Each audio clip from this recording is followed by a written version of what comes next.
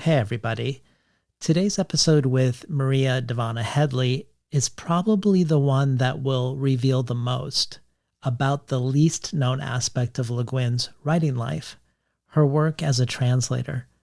And while this conversation is indeed about feminist translation, what that means and the various strategies one might employ when translating, but also when doing retellings or reimaginings of classical texts, I also think you could look, as we've discussed on many of the previous episodes before now on Crafting with Ursula, at Le Guin's life as an act itself of self-re-envisioning. The way she returns to her own work and re-envisions it, retells it, retranslates herself for us as she changes and grows is, I think, related to both how she translates and who she translates. What do we learn about Le Guin's view of the world when we look at how she engages with Lao Tzu, or Gabriela Mistral, or Virgil? Quite a bit, it turns out. And Maria's multiple engagements with Beowulf and with Virgil herself are animated by a kindred spirit.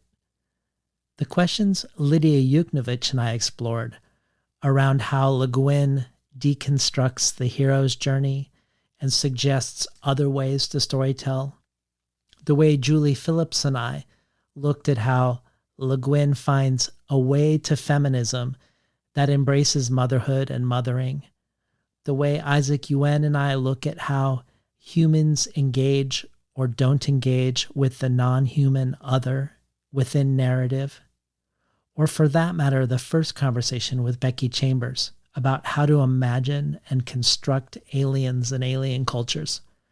All of these are deeply connected to questions of translation, of self-translation, the translation of otherness, what is erased or diminished or defamed, and what ways can we as poets, as storytellers, as artists, as translators, what can we do to engage with this history of masculinity, of heroes, and sometimes about recovering the portrayal of women that goes wrong not so much in the original text, but in the centuries of translations by men that reveals more about them as translators than the text they are translating for us. Before we begin, I want to mention two things. October 21st is Ursula K. Le Guin's birthday, and on that day will be the announcement of the winner of the inaugural Ursula K. Le Guin Prize in Fiction. If you're listening to this episode before October 21st, you can still attend the virtual announcement of this year's winner. You can find out more at ursulakleguin.com/prize22, where you can read about the 9 shortlisted books and the 5 remarkable judges who will decide the first winner of this new prize. Lastly, if you're enjoying this monthly series, consider joining the community of listener supporters. Every supporter gets a resource-rich email with each episode. This month is particularly oceanic in scope and depth. And speaking of this, as I was getting together the resources for today's message to supporters, I was poking around Le Guin's various translations and came across something I didn't know about prior to my conversation with Maria, that Le Guin had translated a poem by Borges called Written in a Copy of Beowulf. Amazed by the uncanniness of this, I sent it to Maria just for fun, but she decided to record a reading of it for the bonus audio archive, something I'm sure Borges would be delighted by, that Le Guin translated Borges's Written in a Copy of Beowulf, only to have that translation read by Maria, the translator of Beowulf, a set of Borgesian nested realities, for sure. The bonus audio archive and a wealth of potential other rewards and gifts to choose from, including rare Le Guin collectibles, can be found at patreon.com/betweenthecovers. And now for today's episode of Crafting with Ursula on feminist translation and classical retellings with Maria Dahvana Headley.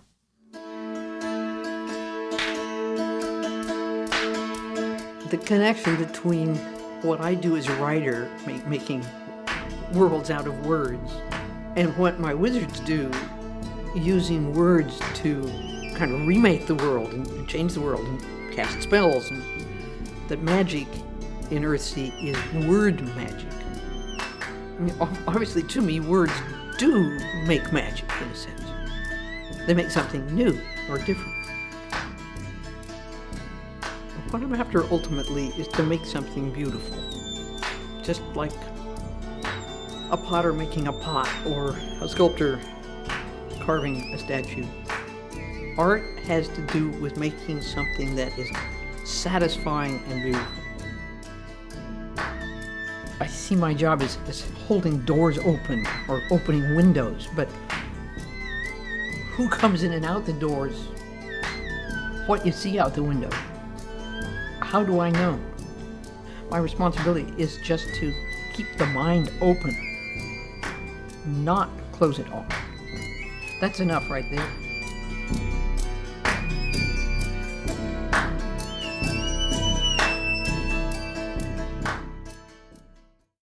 Hello and welcome to today's episode of Crafting with Ursula. Today's guest is author, translator, editor, playwright, screenwriter, and monster maker Maria Dahvana Headley. Headley grew up in the high desert of Idaho on a survivalist sled dog ranch where she spent summers plucking the winter coat from her father's wolf.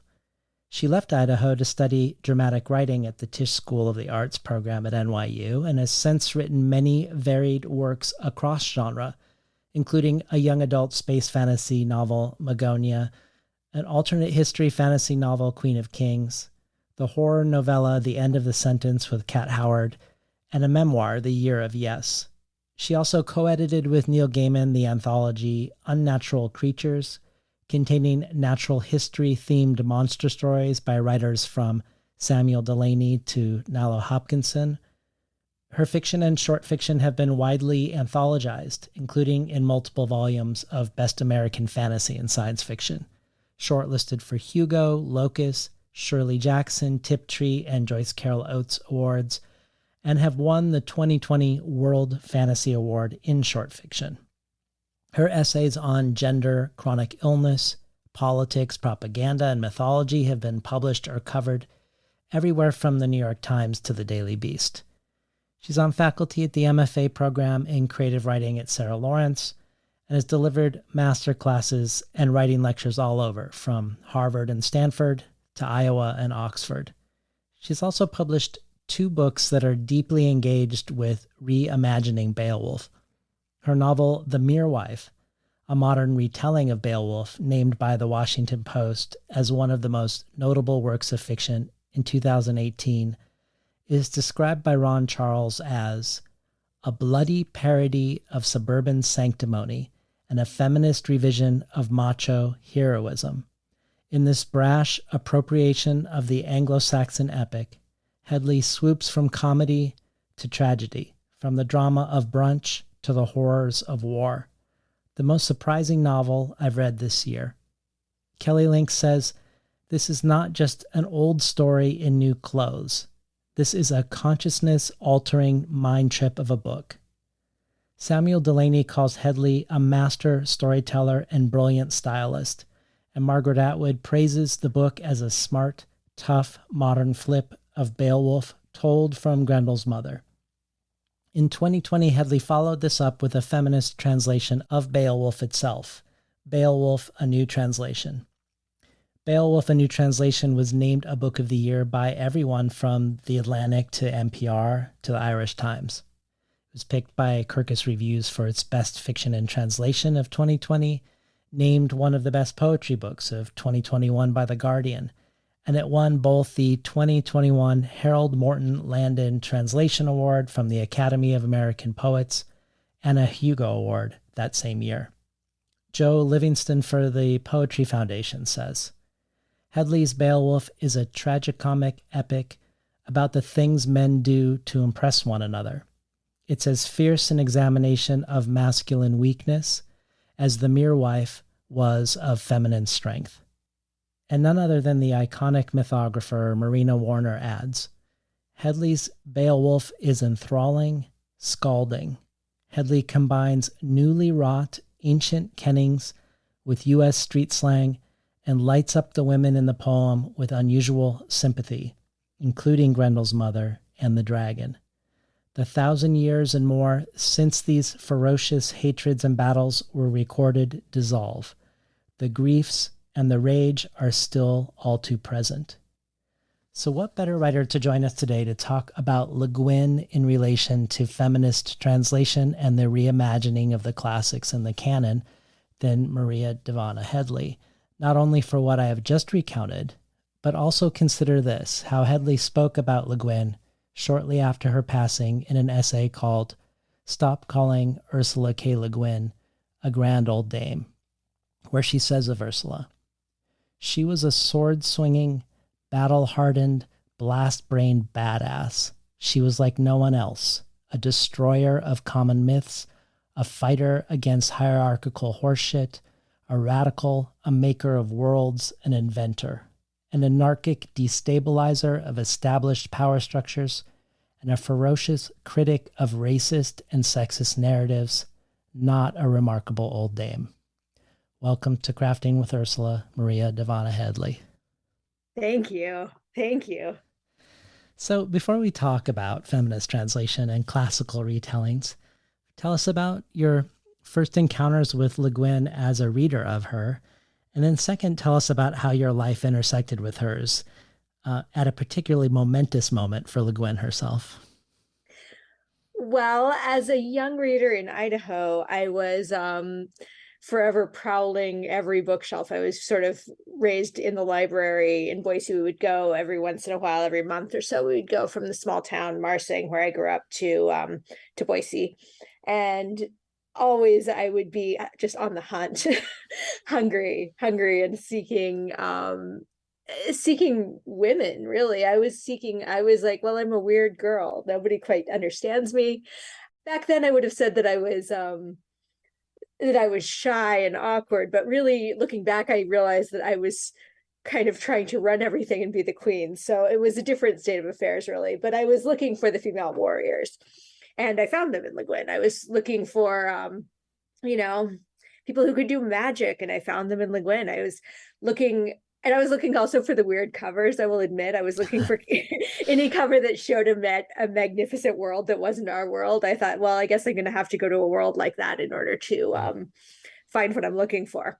So that was the beginning. And then I kind of kept sort of running alongside my first encounters with the books that were the more popular books when I was in junior high school, onward into The Ones Who Walked Away from Omelas, and into the moving aspects, the emotional aspects of her work, which I didn't initially perceive really at all. I was hunting for plot and fury, and then I came through and discovered yearning and hope and devastation, which I didn't ever really notice at the beginning of reading her. Yeah, so that was the beginning. I didn't know that I was a fantastical writer at all, even though that was what I was reading all the time. I didn't understand that the world would think there was a division between literary, quote unquote, and genre fiction. I thought it was all the same thing. So it seemed absolutely strange to me that she was on a different shelf.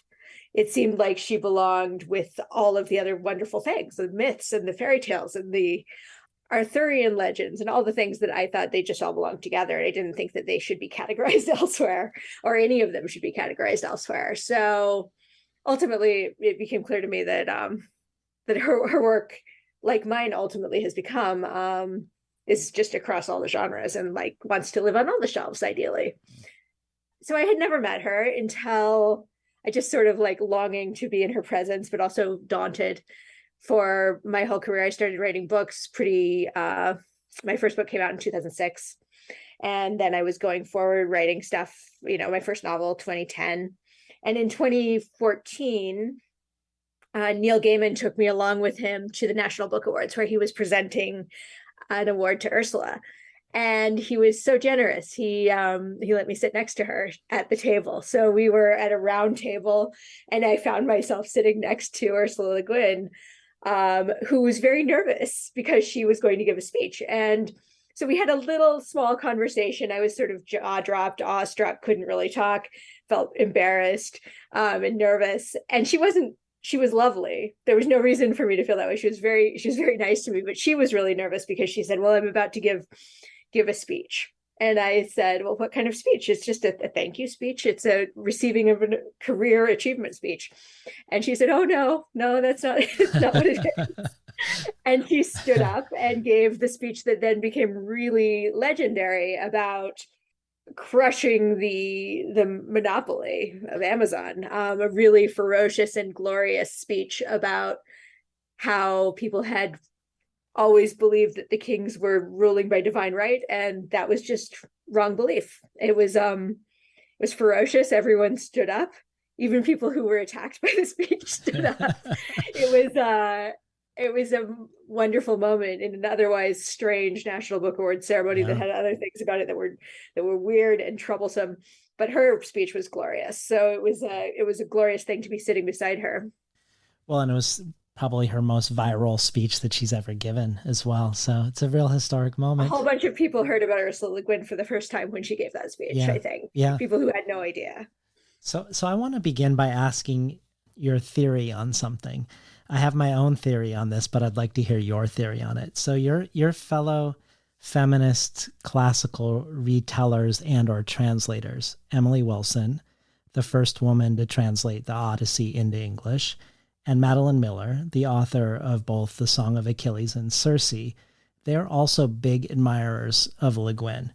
And I don't think this is primarily because of Le Guin's own translations or her classical retellings of the Aeneid.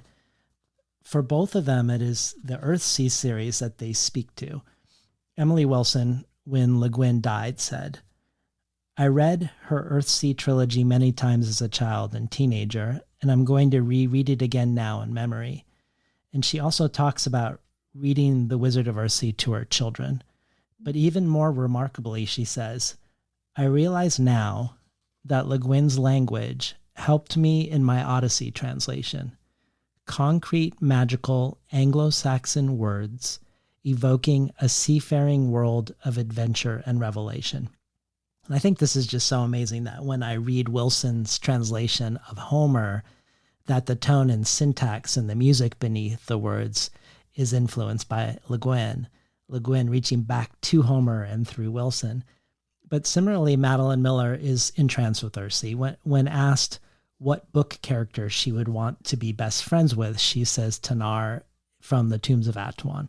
And speaking of The Wizard of Earthsea, she says, this is a beautiful and deceptively simple novel about a gifted boy who makes a terrible mistake. From the first sentence, I was hypnotized by Le Guin's elegant, clean prose and the evocative lure of her place names, Celador, Gaunt, Ifish, Havnor. Le Guin's parents were anthropologists, and it shows in the care she takes with every corner of her compelling world and the characters that fill it. She has a way of finding elegy in the rituals of daily life, sweeping a floor or rigging a ship. It's a book that is at once profoundly thoughtful and profoundly accessible. It can be read by anyone at any age, but the greatest treat, read it aloud. So why do you think you and your peers in classical retelling look to Le Guin this way, who isn't on the surface in most of her books retelling a classic at all or translating? I think we probably all have in common. I've spoken with both of these women in various events over the last few years. A real appreciation for the mythic stuff being transmitted in prosaic language that is accessible. And Le Guin does that all the time. I think part of her mission and part of the way that her work works is that she uses language that can be grasped by anyone from a 10-year-old to a 90-year-old. Like it's easily grabbable and easily committed to memory. It has that in common with at one point I was talking to Emily about about wine dark sea, about repetitive phrases in the Odyssey, and the ways that those would be used like a song chorus to keep them in the memory, to go, this is our story. This is a story that we know the chorus of this song. And in the oral tradition, of course, that runs through all of it. But I think that Le Guin's work has that feeling too. It has that sort of, here's our story. Here's the story that we're all in it. We all have our little spot here. We all know it. We could be shouting this story around the fire. We'd all be able to say the words. Even though there are deep, complex concepts running through all of her work as well, and things that are not easily graspable by people in a civilization like ours in some cases, the language is somehow both lyrical and luscious and also accessible in the way that I think often is the case in those epic poems, and in those not in all of the translations of the epic poems, I might add, but in some of them, you get the sense that you could learn the sort of history of your world by learning those stories, and by being able to sort of chant them along with the old man who's your like great uncle, and you're all there together. And there's a sense of like collective ownership that I think is transmitted in Le Guin's language as well as in the language of a lot of those classic texts, including the ones that all three of us have worked on. Well, you sort of have already answered my next question, but I'm going to ask it anyways, partly so we can hear Le Guin's words, which are sort of in it, but also to redirect the question to your work. So I thought I had a theory about why feminist classicists might love Le Guin, but when I attended to what Wilson and Miller actually say and what you've just said, this other theory intervenes. So they focus on, like you do here, Le Guin's prose, her language, where Miller and Wilson say things like elegant, clean prose, or the evocative lure of her place names, or her concrete, magical Anglo-Saxon words. And this was the topic of my conversation with Molly Gloss for the series, writing the clear, clean line, which is a phrase that both her and Kim Stanley Robinson used to describe Le Guin's prose, the clear, clean line. But I wondered if this speaks to something more, and I think you've already answered this, beneath the surface, something more that would connect her style to classical text. So this is Le Guin in her essay, Text, Silence, Performance, where she talks about how people used to be aware that the written word was the visible sign of an audible sign, and that the audible sign was itself an event in the world, often associated with performance. And that connection between the written and the oral has been weakened, with the oral now greatly devalued. So in this essay, when thinking about what distinguishes the sound of words from the notes of music, Le Guin says, "Word spoken and note sung both enter the mind through that whorled and delicate fleshy gateway, the ear. Poem written or song written come through the crystalline receiver of quanta, the eye, in search of the inner, the mental ear. In music, this eye detour is a convenience, an adjunct only. Music goes on being what is sounded and heard. But the written word found a detour past both outer ear and inner ear to non-sensory understanding, a kind of short circuit, a way around the body. Written text can be read as pure sign, as meaning alone. When we started doing that, the word stopped being an event." So, as much as you've already spoken to this, I wonder if this provokes any further thoughts before I ask you about Beowulf in this context, because it feels like in a way Le Guin is recoupling language to the oral, to the ear, the performance, and the event.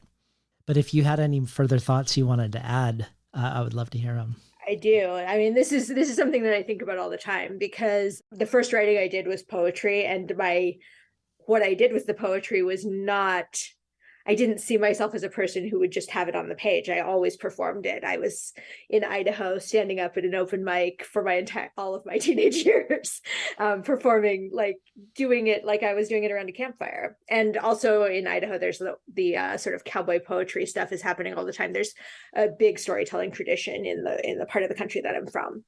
And that led me to doing theater, which is, of course, also oral poetry, oral storytelling.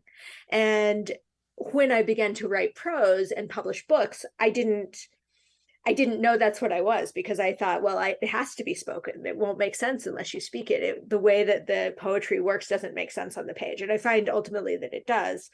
But one of the reasons that I continue to write with the kind of meter that I use, with the kind of alliteration and rhyming, internal hidden rhymes, it's because I want it to be spoken.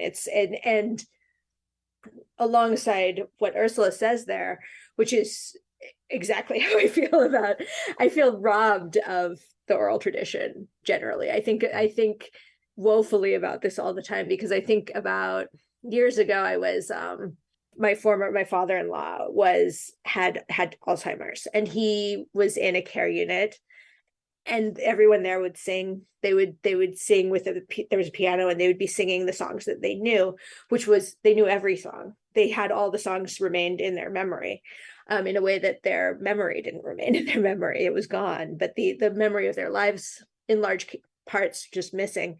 But the knowledge of the story was still there because it was in a separate spot. And I always think about the way that separate emotion can travel with the things that came into your mind orally, that you can have these reserves of potential for empathy, for movement, that are not necessarily accessible on the page, or accessible really in any other way than in language that comes into your ears as song or as rhythmic recitation. It stays with you in a different way, and I think can move you, and in some ways, and really I think can change the world in a different way, the knowledge of a spoken story. So yeah, so when I think about the lack of the way that event has been taken from us, as Ursula says, I absolutely agree. The event of a story got taken away. The event of a publication is really different from the event of a story. Like, having published many books, I'm thrilled when I get my book and I can open it. But the event of telling the story, and whatever you're doing, a launch party, or maybe you get to do the audiobook, but it's a different feeling than getting to stand in front of a room full of people and hear them breathing, which you do in the theater, hear them laughing, hear them crying. It's such a different, a palpable feeling of, I guess, of changing the world, which is, of course, always what I'm thinking about. And I think that all of Ursula's work is about that too. It's the feeling of changing the world through speaking the change is really part of the oral tradition. So yeah, so I basically just agree with everything that she said there, and I find it very moving that she said it. I had never heard those words before. Yeah, well, I would love to hear you speak to how orality and performance and event play into the way you approach your translation of Beowulf. I think of when Marina Warner says that you combine newly wrought ancient kennings with U.S. street slang, which I feel like gets an aspect of it. But then Joe Livingston for the Poetry Foundation, when she says, your book resembles nothing so much as a man telling a long but compelling story in a bar, which seems to capture another aspect of your book. How is the oral and the performative part of the project? And then by extension, how is the performative linked to the performance of masculinity in your retelling too?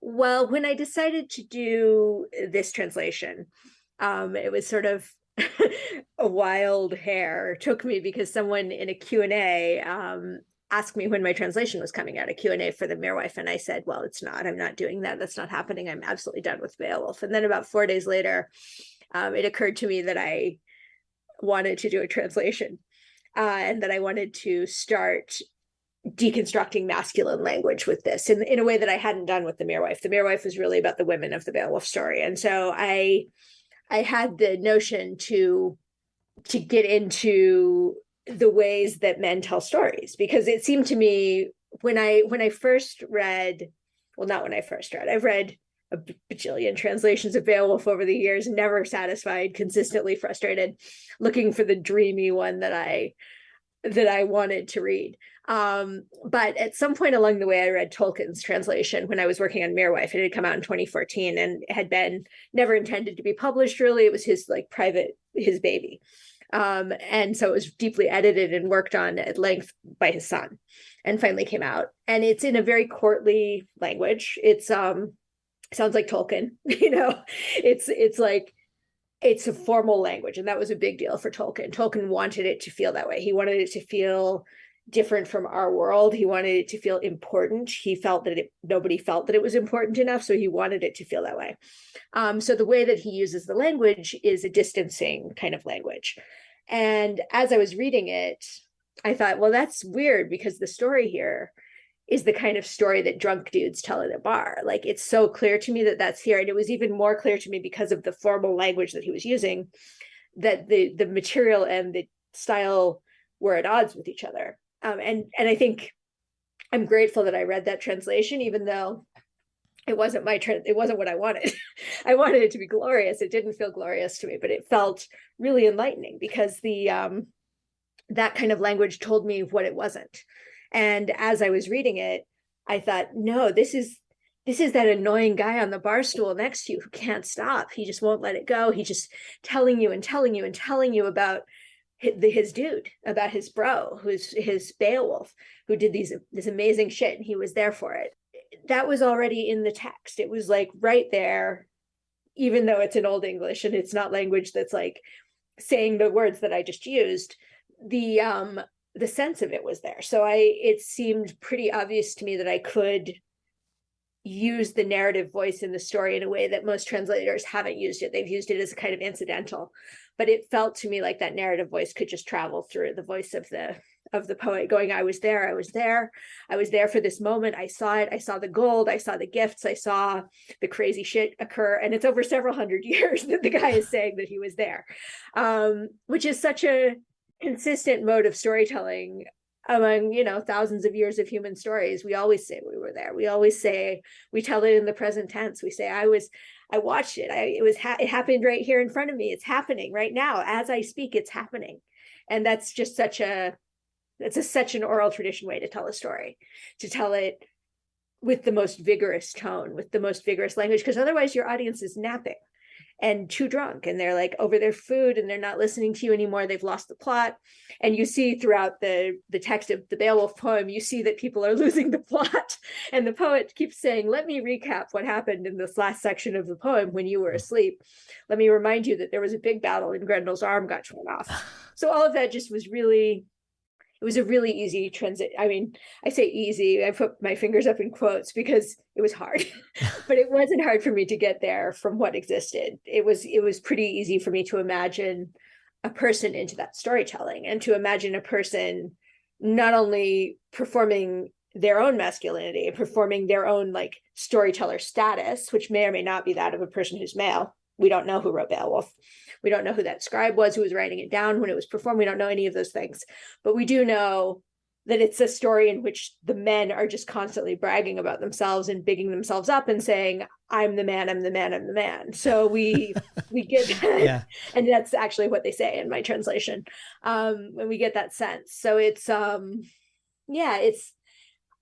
liked the feeling of making it essentially a long monologue. And I guess that comes from being a playwright. I could imagine someone standing up and performing this really easily. It was obvious to me that that was part of the nature of the poem, just from looking at the way the story is told, because it's just right there. Well, it's interesting that on the one hand, Tolkien is credited for, in some ways, rescuing Beowulf from the margins of literary interest. With his essay, The Monsters and the Critics, that Le Guin herself nods to with the title of an essay of hers, The Critics, the Monsters, and the Fantasists. Uh-huh. But then I was reading the words of Andy Orchard, who's the professor of Anglo-Saxon at the University of Oxford, which is the position Tolkien himself held before Andy Orchard, who thinks this is a very valuable book, his private translation of Beowulf is valuable, particularly the endnotes, but he feels like the translation is truly terrible, even though he thinks it's a valuable document. But the translation aspect of it, he found poor.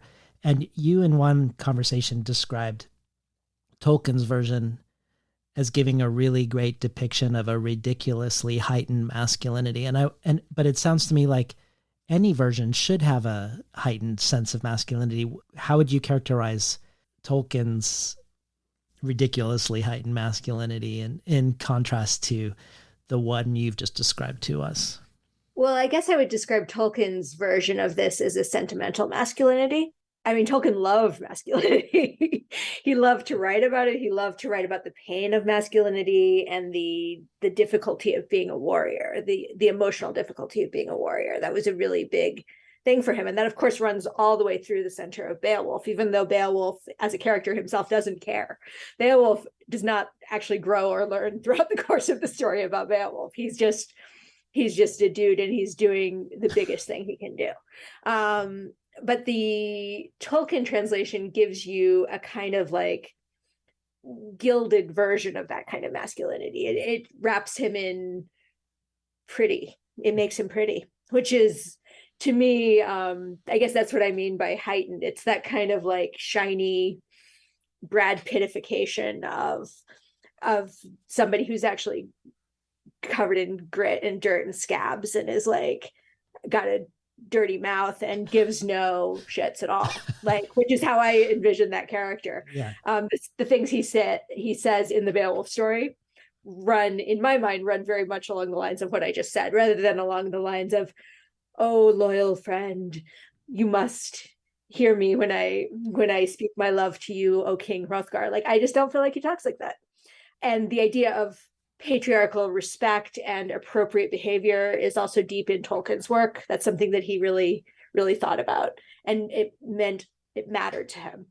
It matters less to me. I'm more interested in the complexity and jagged edges of those relationships, the ways in which those things fail, those which are also really part of the Beowulf story, like the failure to listen, the failure to take advice from the paternal character runs right through, causes big problems. And that stuff is more interesting to me than the stuff that's romantic and lovely and courtly. Let's hear the opening passage to your translation of Beowulf, okay. So that we can hear the tone and the syntax and the vocabulary you choose. Bro, tell me we still know how to speak of kings. In the old days, everyone knew what men were: brave, bold, glory-bound. Only stories now, but I'll sound the Speardane's song, hoarded for hungry times. Their first father was a foundling, shield shaving. He spent his youth fists up, browbeating every barstool brother, bonfiring his enemies. That man began in the waves, a baby in a basket, but he bootstrapped his way into a kingdom, trading loneliness for luxury. Whether they thought kneeling necessary or no, everyone from head to tail of the whale road bent down. There's a king, there's his crown. That was a good king. Later, God sent Shield a son, a wolf cub, further proof of manhood. Being God, he knew how the Speardanes had suffered, the misery they'd mangled through leaderless, long years of loss. So the Life Lord, that almighty big boss, birthed them an earth shaker. Beo's name kissed legions of lips by the time he was half grown, but his own father was still breathing. We all know a boy can't daddy until his daddy's dead. A smart son gives gifts to his father's friends in peacetime. When war woos him, as war will, he'll need those troops to follow the leader. Privilege is the way men prime power the world over. I'm listening to Maria Dahvana Headley read from Beowulf, a New Translation. So in another essay of Le Guin's called Reciprocity of Prose and Poetry, Le Guin says, translation is entirely mysterious. Increasingly, I have felt that the act of writing is itself translation, or more like translating than it is like anything else. What is the other text, the original? I have no answer. I suppose it is the source, the deep sea where ideas swim, and one catches them in nets of words and swings them shining into the boat, where in this metaphor they die and get canned and eaten as sandwiches. I love how perhaps when you capture words from the unknown sea, a sea that is this non-existent original text of writing as translation, that perhaps if the words don't stay connected to the event that they originally signified, that they do get canned, like these sardine sandwiches. But also thinking of this broader sense of translation where writing itself is translation in the first place. My original theory why Emily, Madeline, and you might all be interested in Le Guin was the way so many of her writings could be seen as retellings or translations. Her story, Sir, and her essay, A Non-Euclidean View of California as a Cold Place to Be, are both a retelling and deconstruction of male discovery and progress myths. Mm. The story, she unnames them, is a feminist retelling of Genesis. But even at the very beginning with Earthsea, you could see this too as her first and deepest engagement with the hero's journey. Like Odysseus, Ged is going from island to island to island. Like Beowulf, he's confronted with a monster and a dragon, both. But unlike both, there's no looting, there's no murder, there's no conquest, and there's no bragging afterwards. It's all motivated by a desire to repair something he did out of ego. The last episode of the show with Lydia Yuknovich was about the carrier bag theory of fiction, Le Guin's touchstone essay that topples the hero and aims for a completely different relationship to story. And you've said yourself, quote, I'm deeply interested in the way we've used hero myths to construct political narratives, and the way we've used them to justify violence and injustice against others, whomever the others may be. So I wondered if you could talk for a moment about your relationship to the hero's journey as a mode of storytelling and a way to shape and frame a story, and how you go about undercutting it. That's interesting. All of it is interesting. My brain is just running around in circles excitedly. As far as the hero's journey, it's once I started to realize what those stories were about, it began to aggrieve me, I guess, is what happened. Even though the possibility of a woman being a hero or a person who's not a cis man being a hero is there. In the original things that I came up as a reader gobbling up, it was often men. And the men were they were just constantly questing for a quest, like going, I need to have a quest so I can prove that I'm the man, so that I can prove that I have the most strength, that I have the most glorious. And sometimes the prize was a woman. Sometimes you get a princess, or you get a bride, or you get, someone like in my childhood version of myself, it was me who was the prize. And I didn't want to be the prize. I didn't like that story at all. I didn't have any desire to be off stage. Trapped over here, like not part of the journey, just one of the trophies. And in my work, when I think about the journeys that my characters go on, it's never that. It's never that kind of quest. It's not a quest to prove status. Sometimes it's a quest to get satisfaction, but the satisfaction is often the satisfaction of justice. It's the satisfaction of fairness, which is all I care about. And it's, as a writer, it's what I care about. As a person, it's what I care about. I care about it being even. And so often my characters, their hero journey is that they are trying to level the playing field. They're trying to get what was denied. Whether it's the floor for the storytelling, whether their voices have been left out of the story, which has often happened, of course, across the history of curation and gatekeeping of story, and who got to learn how to write, and who got to tell those stories and have them in the libraries, whose stories got burned. And those are things that I think about all the time when I think about the kind of glorious horde of the stories that we have. I think about also the glorious horde of the stories that are gone and that we never got to have. And those are the ones I'm always trying to imagine. Mm-hmm. And those stories are weirder. Those stories are people tunneling up from places where they're not allowed to be. Those stories are stories about, not about being born into comfort. They're about being born into impossibility and surviving. So they're all survivor stories as well. And the hero stories are not so much about that. They often do have elements of survival. You have to survive the monster that you challenged. You have to survive the dragon that you decide to fight by yourself as an old man if you're Beowulf, and you don't, which is an interesting thing. Working on the Beowulf stuff, I became much more interested in looking at those stories than I have ever been. I've always been like, whatever, those stories, the stories about the guys. And I'm a person who's interested in all of the stories, but I was just like bored from jump by all the stories about the men doing the things, because I just could feel the injustice, I guess. And the injustice made me grumpy. And so I was always digging, looking for trouble and finding it. There's lots of trouble to be found on the margins, like the characters who come running through screaming. Those are the ones that I've always been most interested in. The heroes sometimes do that, but they're screaming a challenge and they're coming to kill. And then sometimes the people screaming at the margin of the story are the people who are actually telling the story. In my opinion, those are the voices that I tend to hear. And back to what the sort of translation, writing as an active translation, it's interesting to hear those words, because I feel that way myself completely.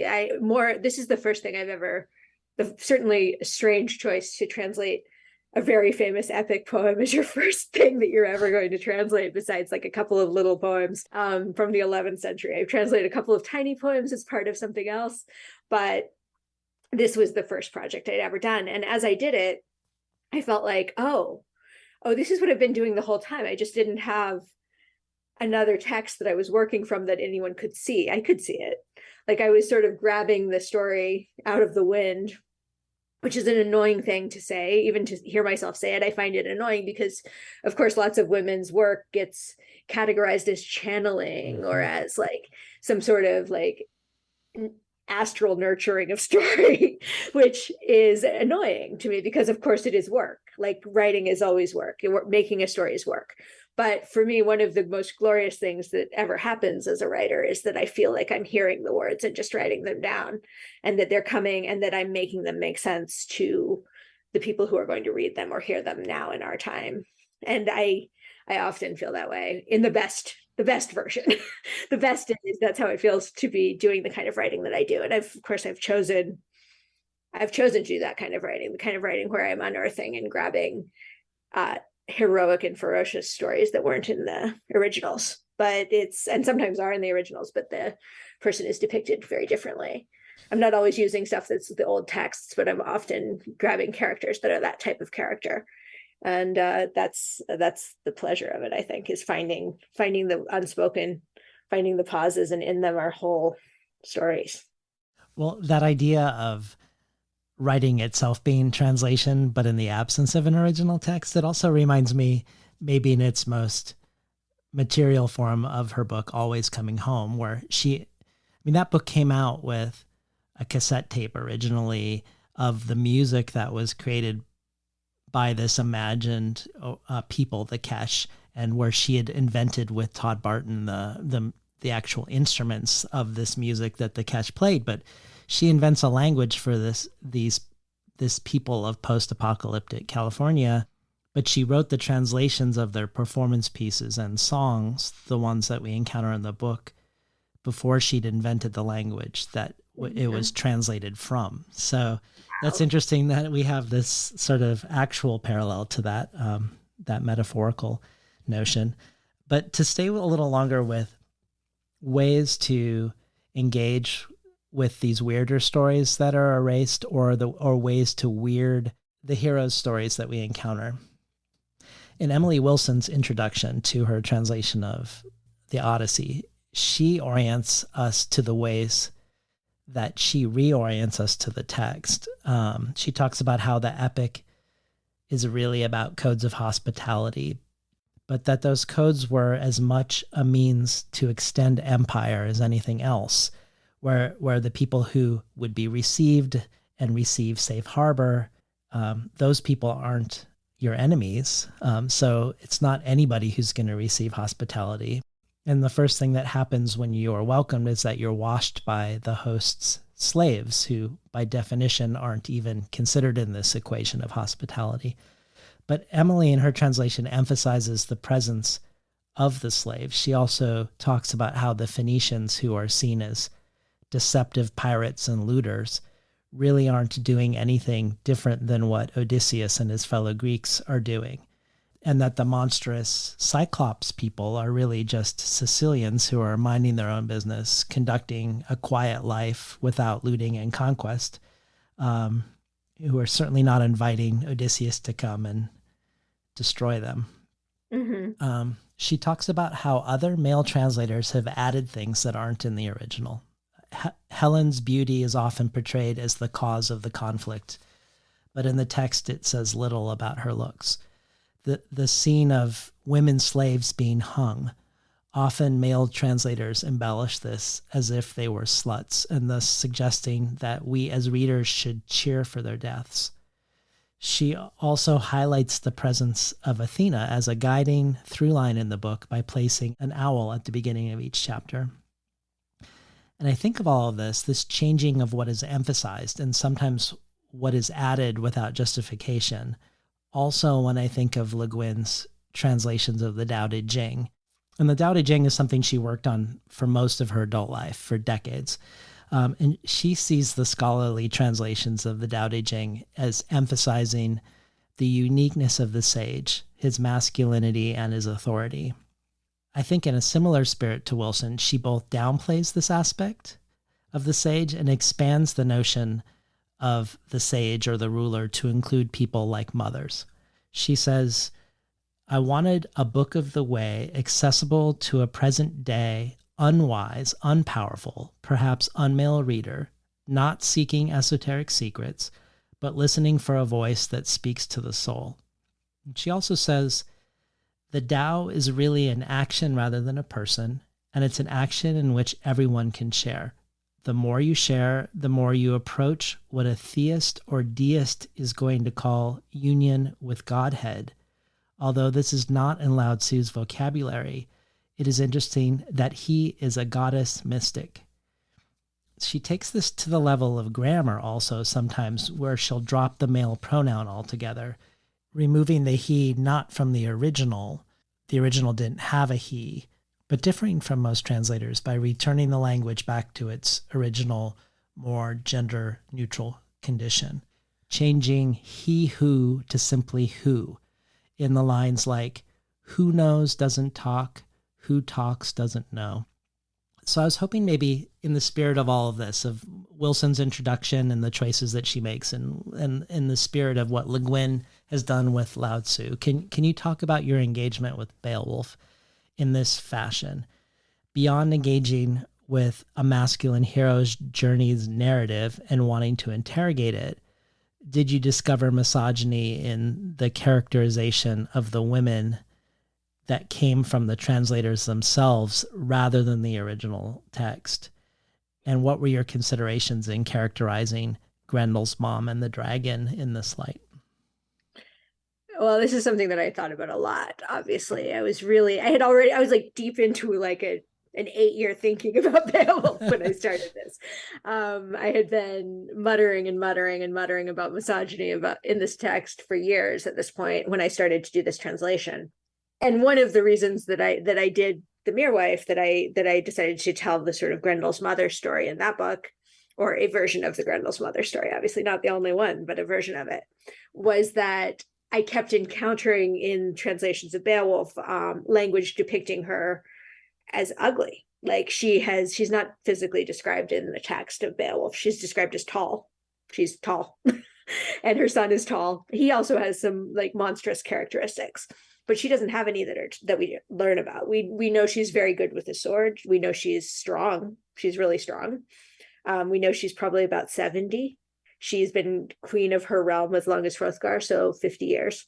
So it seems clear to me that in some of the translations by men, mostly, she's furry. She has long fangy teeth. She's like really hideous, like sometimes just hideous is used, ugly hell bride, things like that. Seamus Heaney calls her hell bride, which is not a wrongful set of words for what she's like, she's living under the surface.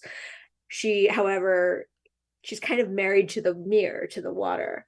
She doesn't have a husband. She doesn't have it that we hear about. We don't hear about Grendel's father at all.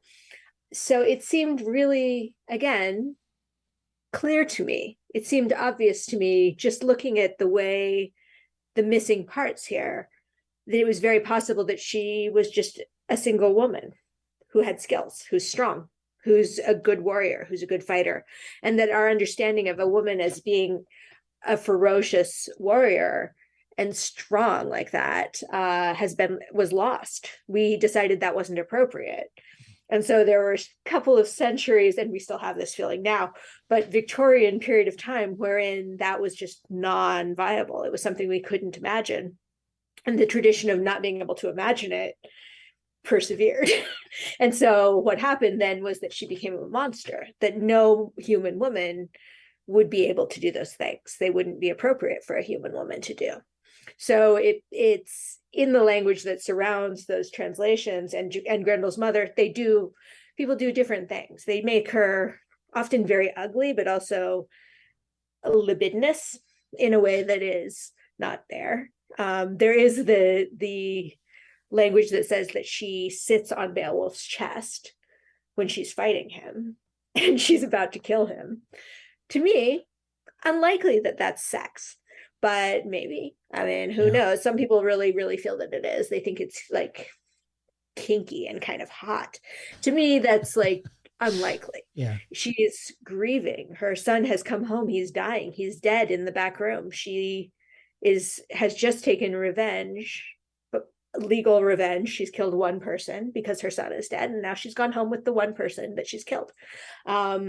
She hasn't done anything wild. She hasn't bitten everyone. She hasn't like killed a whole room full of sleeping drunk soldiers, which she could have done. She didn't do that. Instead, she does the right thing, quote unquote. And she then is attacked by Beowulf, who comes sneaking into her house. Does she want to fuck him? Unlikely to me, pretty unlikely. And she doesn't need to. Like, it's not a scenario where she has to fuck him in order to survive. Which that's a scenario. Okay, maybe, but it's not part of this story as far as I can tell.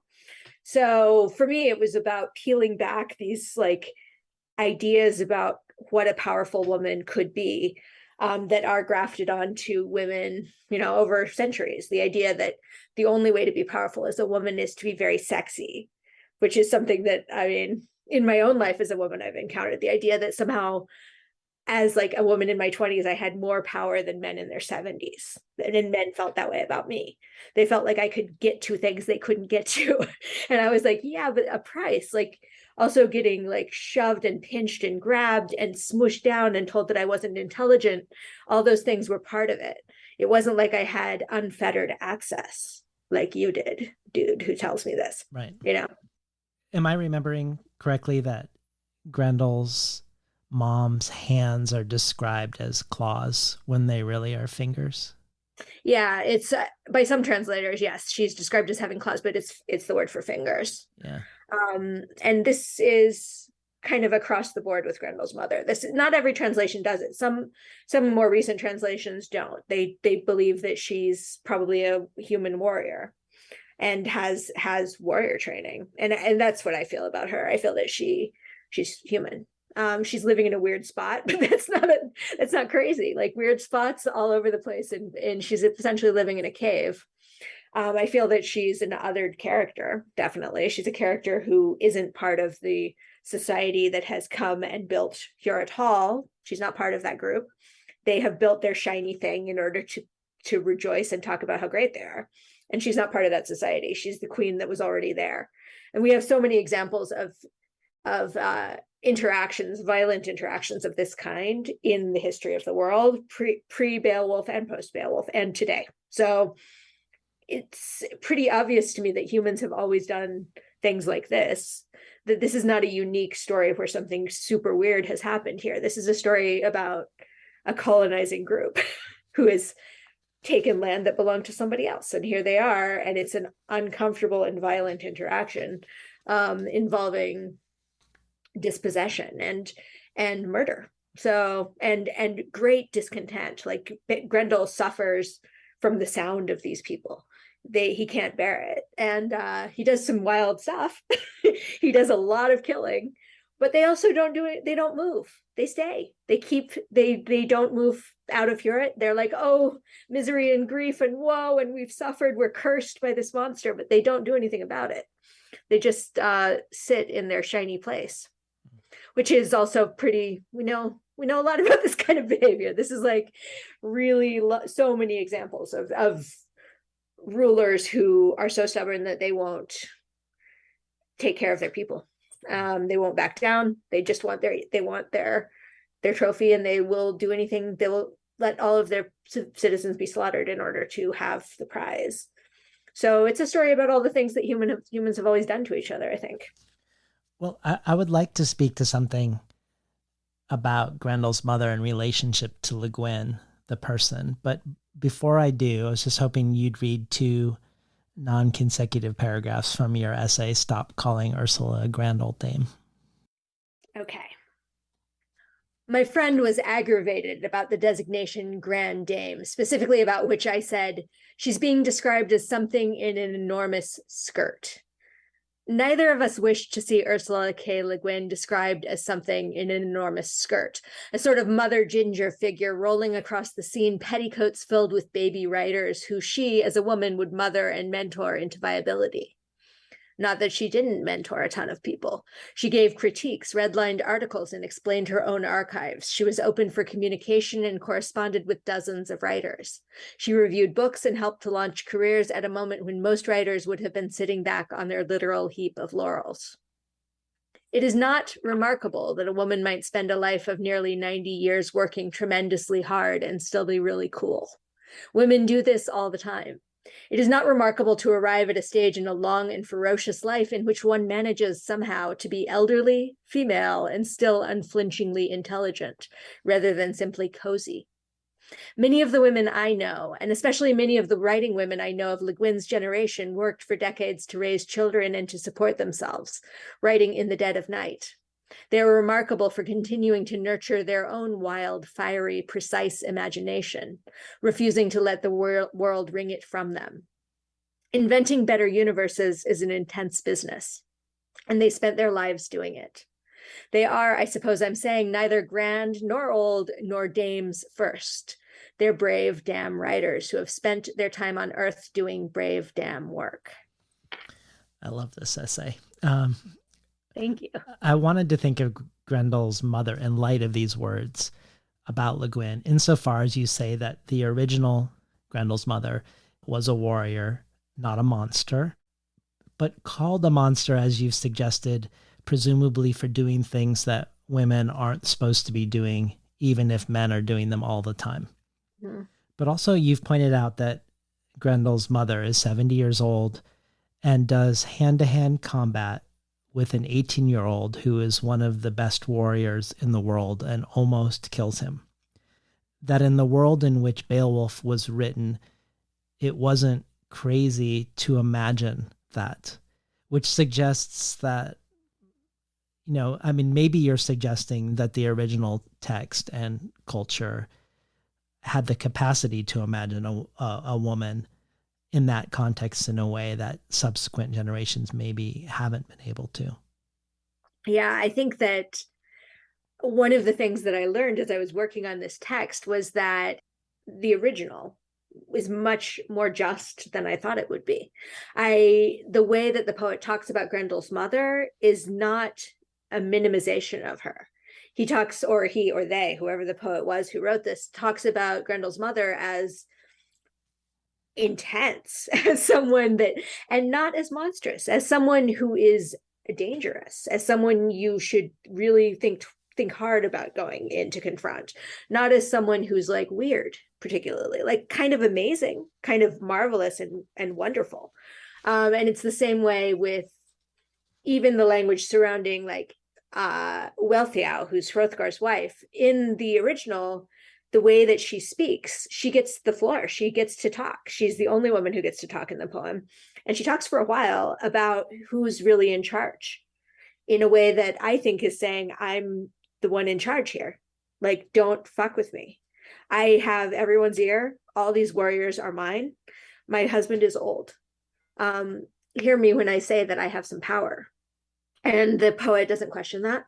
It's like part of what the poet accepts about the story, rather than someone saying, let me tell you how weird and uncouth it is for her to say these things that she's saying to her husband. She's also correcting her husband and saying, did you forget we have children?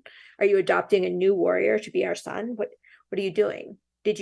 I know you would never forget. You would certainly never. You're such a good guy. You would never. And clearly she's saying, oh, what you would, you fool. And, the other women in the story are similarly treated. They are treated as interesting and as really as people. But as translators went about their business working on it, I think often what happened was that the translators were like, well, those are the boring parts. I'm going to jump across that long banquet that's boring. It has a woman talking in the middle of it, and she's saying some nice peace weaver stuff, whatever, boring.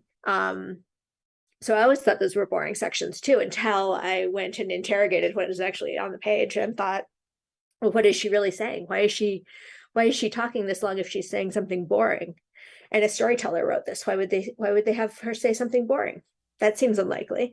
And it was unlikely because it's not boring. And it's threats, which, yeah, it's not outside the realm of the world for her to do that. And nobody comments. It's not like, oh, bad girl, it's more like, oh, the queen, that's how the queen behaves. And that's one of the interesting things about that material, because it's like, it's like 10th century or earlier, and the original story earlier still. And then we have another 1,000 years of like increasing captivity for women and increasing ideas about how small one must be in order to be able to survive, in order to not be murdered. What you're allowed to own, not your own body, like smaller and smaller allowability for ownership. You don't get to be the queen who actually has the weapons. You can be a queen without the weapons, maybe figurehead queen, but you can't like be in there with your sword. And it just, not that things were fair, but the way that the storyteller treated them was with respect, I guess, is what I'm saying. And that was an interesting thing to encounter in that text, but I wasn't ready for it. I didn't know that's what I was going to get, and it was there. Well, before we leave Beowulf, could you speak just for a moment on Toni Morrison's contribution to the Beowulf discourse? Since we brought in Tolkien on one end of the spectrum, Toni Morrison also has an important meditation on Grendel's mother as well. Yes, I mean, that essay is amazing. It's it's about the othering of Grendel and his mother, and the ways that monsters are created in cultures. There's I think I'm going to read a little chunk of it to you, but it's Toni Morrison, genius in thinking about all things in this category her whole career. And when I first encountered this essay, it was later. I'd already written Mere when I encountered the essay. But I had encountered Toni Morrison. It was a big, as a teenager, I read Beloved, and it changed everything about the way I thought about the world. I hadn't, rural Idaho. I didn't know anything about, I guess I would say that I didn't know anything about anything. And then I read Beloved and went, oh, there's like all of this story that has been invisible to me, has not been in front of me, has not been on the shelf in front of me. And it made me think about everything because of that. And that essay is a similar pry to the system. It's a similar thing that goes under the edge of it and goes, wait a minute, just like flip it over and look here. Mm-hmm. This is an obvious thing about the Beowulf story. This is an obvious thing about the history of its impact on the society, the way that we've used it to justify our creation of monsters, the way that we've used it to say, oh, well, monsters have to be here because here we are, we're heroes as white people.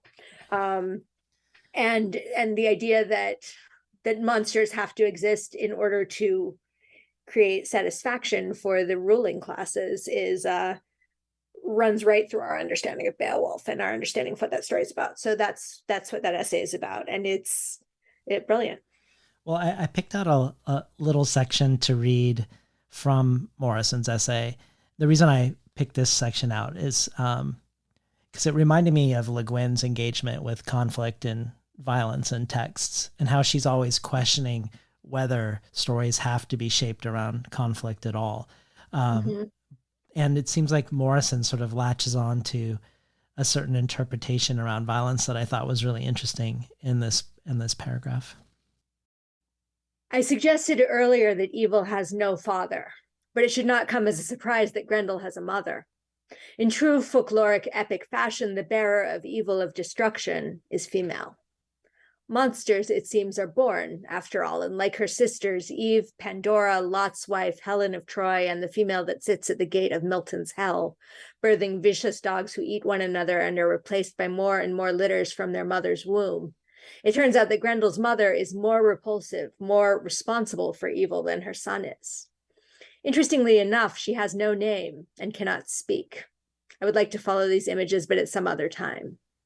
In any case, this silent, repulsive female is a mother, and unlike her child, does have a motive for murder.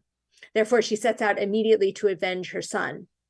She advances to the mead hall, interrupts the warriors reveling at their victory, and fills the pouch she carries with their mangled bodies. Her vengeance instigates a second, even more determined foray by Beowulf, this time on the monster's territory and in his home. Beowulf swims through demon-laden waters, is captured, and entering the mother's lair, weaponless, is forced to use his bare hands. He fights mightily but unsuccessfully. Suddenly and fortunately, he grabs a sword that belongs to the mother. With her own weapon, he cuts off her head and then the head of Grendel's corpse. A curious thing happens then. The victim's blood melts the sword. The conventional reading is that the fiend's blood is so foul it melts steel, but the image of Beowulf standing there with the mother's head in one hand and a useless hilt in the other encourages more layered interpretations. One being that perhaps violence against violence, regardless of good and evil, right and wrong, is itself so foul, the sword of vengeance collapses in exhaustion or shame. I could imagine Le Guin giving a big thumbs up to that interpretation by Yes. Morrison at the end. Yes, absolutely. Yeah. I'd like to spend much of the rest of the time that we have together talking about Virgil, but before we do, I wanted to share a couple thoughts on some other Le Guin translation activities that feel informed by a feminist ethics to see what thoughts it sparks in you. So we've covered how engaging with the largely male hero's journey in order to interrogate valorizations of masculinity is one strategy. But I was thinking about two other strategies of feminist translation. Le Guin has translated both novelists and poets from the southern cone of South America, from Chile and Argentina.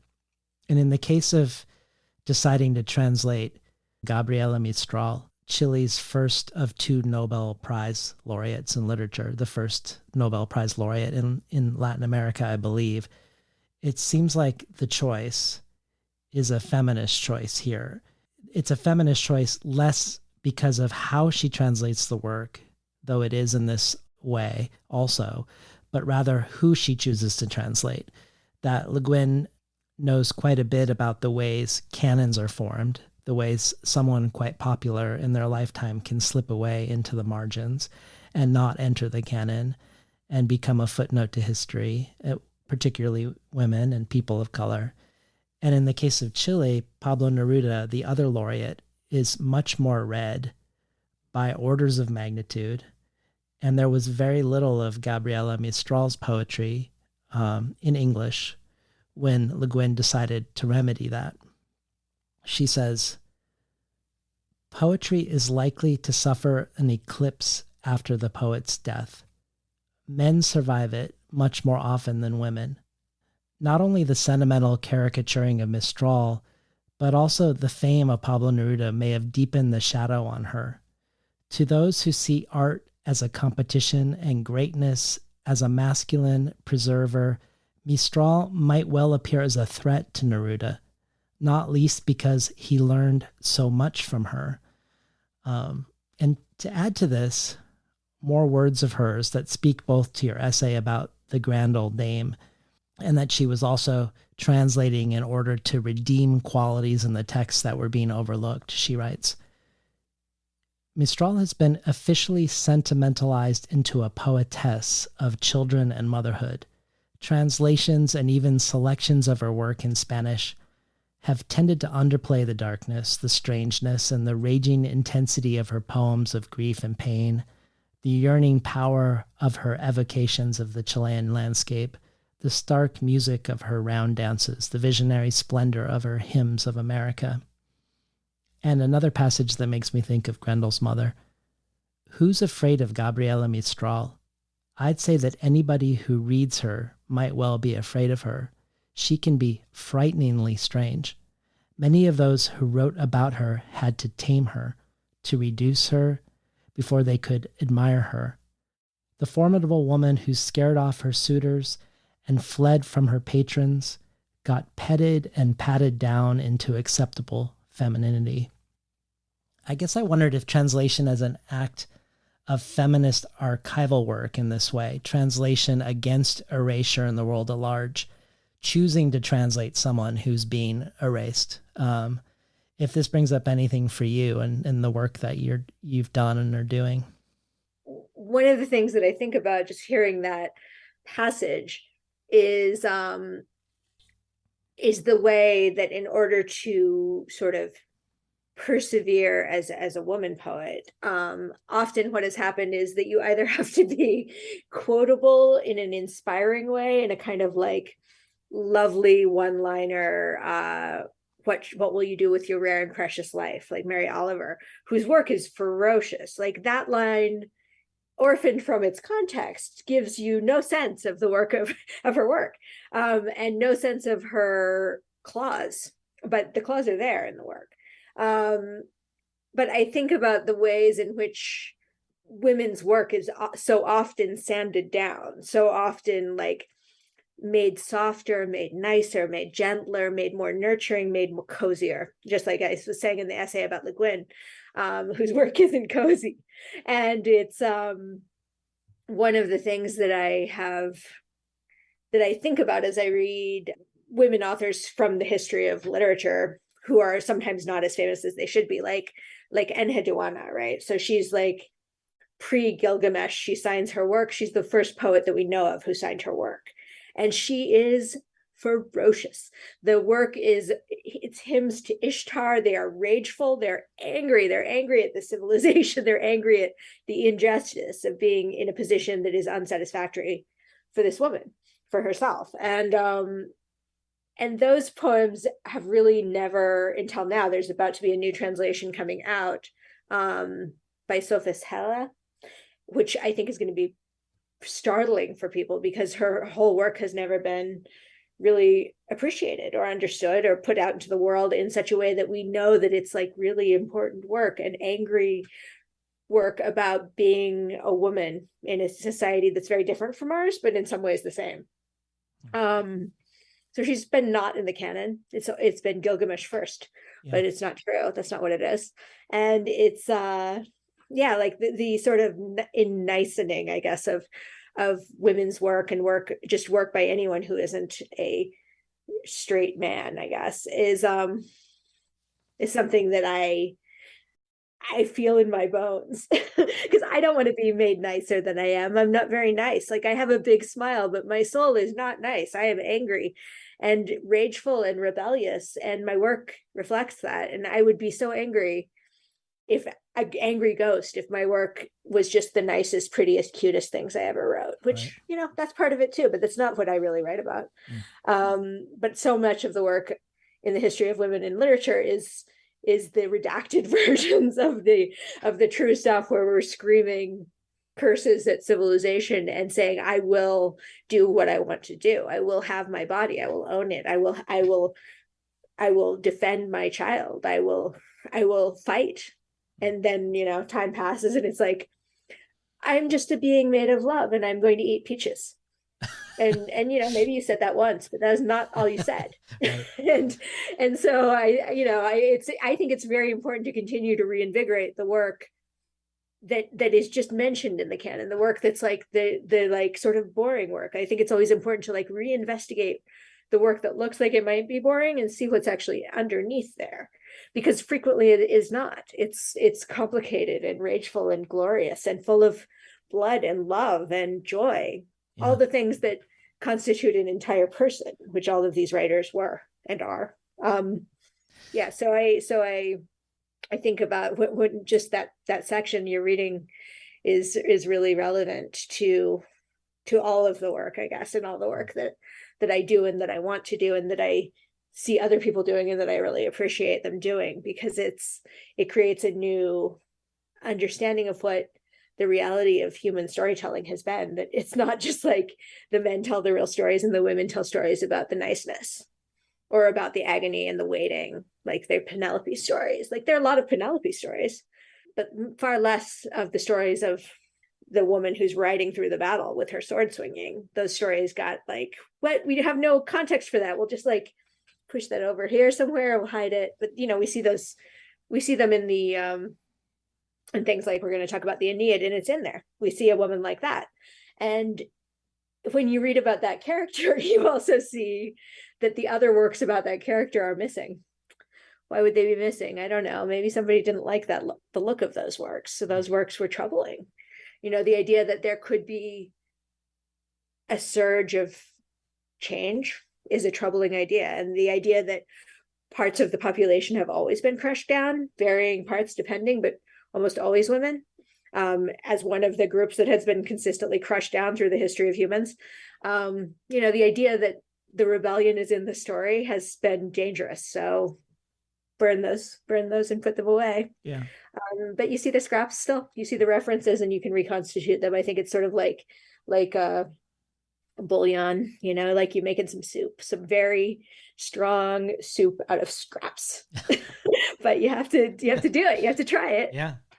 Well, I want to bring up one other strategy that I noticed of Le Guin's around feminist translation or feminist retellings.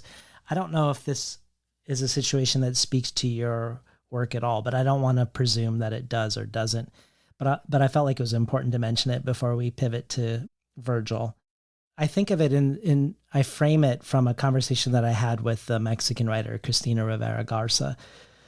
For her, she said that part of a feminist ethics of translation is creating a horizontal relationship with her translator, where she considers her translator a co-author, where they both comment and revise the writing itself and the translations of the writing, where perhaps like Le Guin, when we were talking at the beginning about her seeing writing as translation, as creation, and that translation was creation and creative in its own right.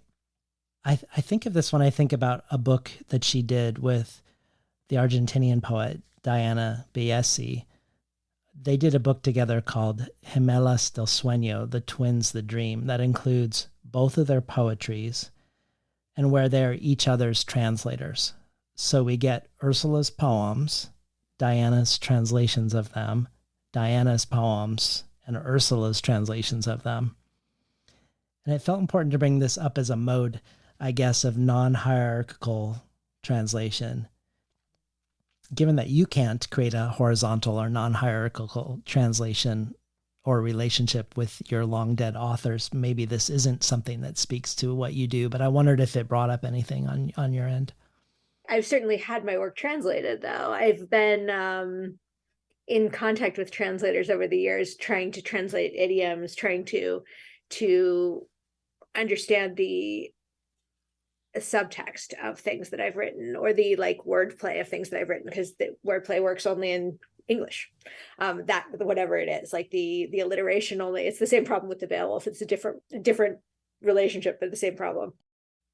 I think kind of covetously about doing a book like that, where I could actually talk to the other person and we could have a non-imaginary conversation and be able to imagine through different linguistic filters each other's work. Would be very satisfying.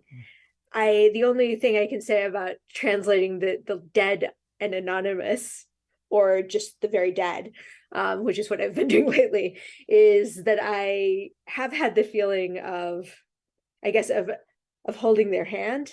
Like, it's something that I think about all the time as I'm working, and it's something I thought about throughout the Beowulf, and especially I thought about in my own, I think, crucial misassessment of who the writer of this poem was. Like, I realized partway in, and I had written The Mere Wife, I had been all through this stuff, and I realized partway into the translation that I was assuming the identity of the person who wrote it, very clear identity. I thought I knew that this person was a man. I thought I knew this person was a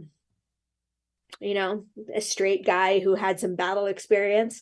And I don't know why I thought that. Like, I realized that, of course, I'm not a straight man, and I am translating Beowulf. And if you rub my name off of it, you wouldn't know that about me. It would be invisible. So it made me really think about the ways that identity can sort of travel in mysterious ways. Like, storytelling identity is a very fluid identity. And so when we talk about sort of non-hierarchical relationships with the originator of a text, it was like that for me. I was sort of like holding the hand of this ghost, going, how can we make it so your story still lands, ghost? Can we make it so they still laugh at your jokes, ghost? And the ghost is like, well, let me explain to you what the joke should sound like. Like, let me tell you how it should ring. And I'm like typing, going, okay, let's see if we can get it that way. Which was sounds very woo-woo, but was part of my project of bringing that dead, unknown but very famous person into being as I was working on this, and giving them an identity as a speaker. Yeah, which is exactly what Le Guin does in Lavinia, with Virgil being a character and a ghost. So in a way, that's very in line with or a shared sensibility between you and her. When I reached out to you originally, which I did entirely because of your work with Beowulf, I had no idea until I reached out to you that you were working on a 10-hour musical adaptation of the Aeneid for Audible. Learning that you were adapting the Aeneid, just as Ursula had herself done a retelling in her last novel, Lavinia, it seemed wildly uncanny to me to learn this, and a sign that this conversation was meant to be. I know for Le Guin, unlike for Margaret Atwood when she wrote her book centered around Penelope, Atwood considered that book a critique of Homer. Le Guin makes it clear that even as she chooses to elevate and center a female character that has no voice in the original story, she does not see Lavinia as a critique of Virgil, that she actually thinks, generally speaking, if not here in this example, that he's good with women. But before we talk about Le Guin's engagement with the Aeneid at all, I want to talk about yours. Tell us why you choose to engage with Virgil and with the Aeneid, what your guideposts or influences or considerations are in adapting it, and then also how do you position yourself when you're talking about these ghosts, and we're examining maybe the prejudices you come towards the source text and whether they're true or not. What is your relationship like also with Virgil, and in terms of how much are you doing an Atwood or are you doing the Le Guin, for instance? Well, this project came to me right before the pandemic. I had just had a baby. I had a 3-month-old baby in my lap when I had the first conversation with my son. And I didn't know what kind of writer I was going to be anymore. I had like lost my way. I knew I was a writer. I've always been a writer, but I thought, what am I going to do? What am I doing? I don't know how to write. All I can think about I can only think about milk and cries, and different kind of music than the verse that I had been working in intensely. I've been working on the Beowulf translation while I was pregnant with him. And so the people at Audible UK called me and said, would you do something with the Aeneid? Would you do like a full cast Aeneid? And I was like, no, I don't really like the Aeneid. I'm not into it. I like Dido and Aeneas. That stuff is interesting and really, that's the only part I really am interested in. And they wanted the whole thing. And I had a lot of ideas about like turning it inside out and really examining the women in the way that I've done in other parts of my work. But it turned out, as I thought about it more, that what I really wanted to do was talk about creation under pressure. I wanted to talk about what happens when you're working for someone very powerful to create propaganda, but you're also a creative artist. You're also a poet, as Virgil was, working for Augustus to make something that would make Augustus more stable in his rulership, more stable in his inheritance of Julius Caesar's power. And so he wanted to be like, I am obviously a god on earth. Write that poem, write about my ancestor Aeneas, make everyone know that I'm divine with this epic poem, and also make it like Homer. So no pressure. And Right. and Virgil, I knew only a little bit about Virgil at this point. I'd read Virgil, I'd read the Aeneid, but I didn't have any like real depth of longing for this material. And I knew that Virgil had died working on this. Like, I knew that he had just like, the story is that he works on it for 11 years, can't get done, is being driven crazy. Augustus wants it. Finally, he is on a boat in the harbor of Brundisium and dies with it almost done beside his bed, and pretty perfect, but like not done. And Augustus publishes it unchanged, and it's glorious. The story of like the underpinnings of Roman history. And so I knew about that, and I was feeling like I might die of any project at any moment. I was feeling, and then the pandemic happened. So as the pandemic hit, I'm like, I have a 6-month-old baby. I'm trapped in an apartment alone with my baby and my partner and Virgil. I had signed the contract. So I was I arrived at a heightened understanding of what it would be like to commit to a very difficult project that you didn't know how to do, and to have the world around you also chaotic. Somewhere in there, it became a musical. I guess I'd always wanted to write a musical. I've written musicals as a playwright, and it became a sort of 10-hour Man of La Mancha kind of thing is what it is. It's a reimagining of the creation. Well, it's an imagining of the creation of the Aeneid. So it has chunks of the Aeneid in it, and the writing of the Aeneid and the rewriting of the Aeneid, as Virgil goes on a kind of hero's journey, an Aeneas journey to the same places, to Carthage. He goes to Cumae. He goes to hell. He goes to Hades. He travels through kind of all of the difficult moments in an authorial life, dealing with a patron who also feels that he's a poet. So, and it has songs, and it has queer pirates, and it has a young female ghostwriter named Sulpicia who's been assigned to get the poem out of Virgil. And so she's just like come to milk it from him essentially, and he doesn't want to give it up, and he's just drunk and clinging to his frustrating verses. Has a queer cabaret performer who's Dido, and who plays Dido in this, who's in Carthage, who's Virgil's boyfriend. That sounds great. It's a really accurately diverse version of this period of history, with all of the poetry as well as a lot of the poetry, not all of the poetry. So it's like there's new translations, but the translations are definitely adaptations. There's song lyrics. I turned a lot of Virgil's poetry into songs, and it's getting recorded in November and released sometime next year. So it'll be downloadable 10 episodes of intense Augustan Rome, and also Trojan War baggage and pain and Aeneas and gods, and all of that stuff. All the stuff that's in the Aeneid is in it. So you said you weren't going to sing any for us, but that you picked out a little passage that you'd read. Yes, I will. Okay. So this is a song that is the Lavinia. It's the big descriptive section about Lavinia in the Aeneid, but it's being sung by Julia, who is Augustus's daughter, his like beloved / controversial daughter, who ultimately ends up banished by Augustus, maybe for trying to assassinate him. She's a big character in my adaptation, obviously, because she's interesting. But this is the section in which we get the story of how Lavinia gets promised to Aeneas. And it's a song, but I'm just going to recite the lyrics for you. There's a tree outside my bedroom window, the oldest tree in Italy, already tall by the time my father found it and built our citadel around it. Now it's crowned in bees. There's a new hive hanging just outside my window, buzzing and boiling, and the augur sees an army, a man marching out before them, coming to claim our country. I've been protected until this moment, chaste and very shy, until bees come to Latium and swarm uninvited through our sky. I'm hidden in my father's house, still bidden by my mother, who's chosen me a husband I've never met. Men dream of the power I will bring them as a bride.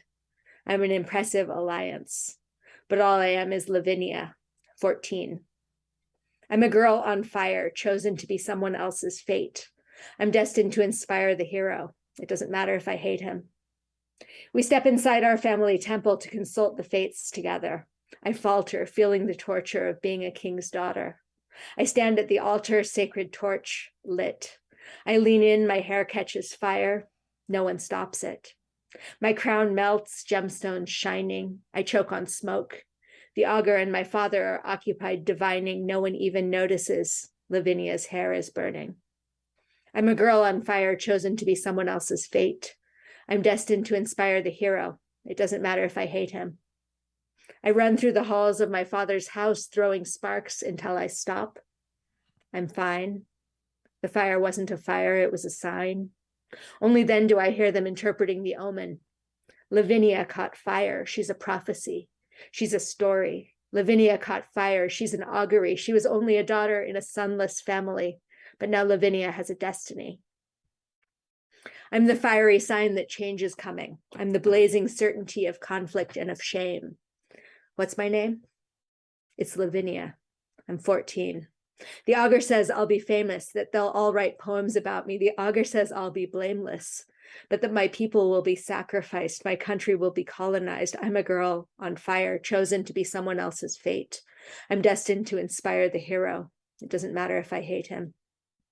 My father goes to Albanea's grove to consult his own godly father. A voice booms out of the night telling him to go much larger. My son, don't marry Lavinia to the local Latins. Wed her to the stranger landing even now. Force the invader to be your family, not your foe. You have this little girl. Use her as a barter. Don't worry for her. She won't be martyred. She was born to be the mother of Rome. She was born to marry Aeneas and to leave this tribe alone. What the gods are asking cannot be denied. Let Lavinia, daughter of Latinus, be the Trojan's bride. But what does the augur know? The laurel tree outside my window will be turned into a spear. And all I am is Lavinia, in this, the middle of my 15th lonely year. I'm a girl on fire, chosen to be someone else's fate. I'm destined to inspire the hero. It doesn't matter if I hate them. I have goosebumps. Good. That is amazing. Can't wait. Well, okay, so it's so interesting that you picked a section on Lavinia. And what's so interesting about Le Guin's retelling of the Aeneid, called Lavinia, is it's really complex. On the one hand, she wonders why Virgil doesn't dimensionalize Lavinia beyond being a fair, sad, blushing blonde, especially given how he renders Dido, the queen of Carthage, which according to Le Guin, he does very well. But then she realizes it wouldn't fit into the structure of his poem to dimensionalize Lavinia, that given that constraint, he couldn't have done it because, as she said, he had to do the battles. But her adaptation doesn't only take the Aeneid and dimensionalize and center Lavinia, this marginal, voiceless character, but goes beyond what Virgil told. She goes beyond the war to things that are only mentioned as prophecy in the original epic. But this move of elevating Lavinia could also be seen as an homage and extension of Virgil too, since Virgil himself took a minor character from the Iliad, Aeneas, and made this marginal figure in Homer's epic the center of his epic. So in a way, she's doing a move on Virgil of what Virgil did to Homer.